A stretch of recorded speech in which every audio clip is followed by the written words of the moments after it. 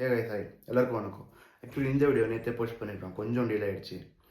விஷயம் என்னென்னா, நம்ம எஸ்கே அவருடைய 25வது படம் பராசக்தி வரப்போகுது. ஸோ அதோட ட்ரெய்லர் தான் நேற்று ரிலீஸ் ஆச்சு.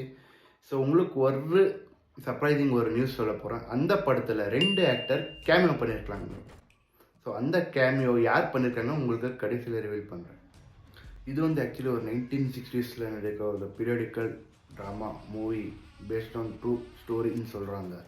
ஸோ இது வந்து ஒரு லாங்குவேஜ் வார் பற்றின மூவி, ஹிந்தி வர்சஸ் தமிழ் அந்த மாதிரி இருக்குது. ட்ரெய்லர் பார்த்தோன்னு உங்களுக்கும் தெரிஞ்சிருக்கும். என்னென்ன கண்டென்ட் வெரி ஸ்ட்ராங்காக இருக்குது.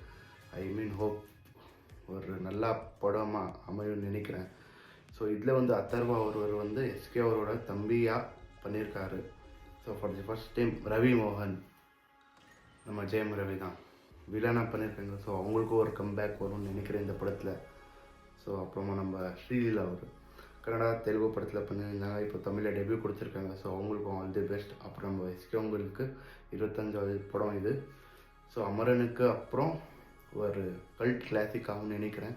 ஃபைனலி அந்த கேமியோ யாருன்னு இப்போ நான் உங்களுக்கு சொல்ல போகிறேன். வேறு யாரும் இல்லை கைஸ், நம்ம மலையாள படத்தில் நிறையா படமும் பண்ணியிருக்காங்க. அவரு தான் பேசில் ஜோசப்னு.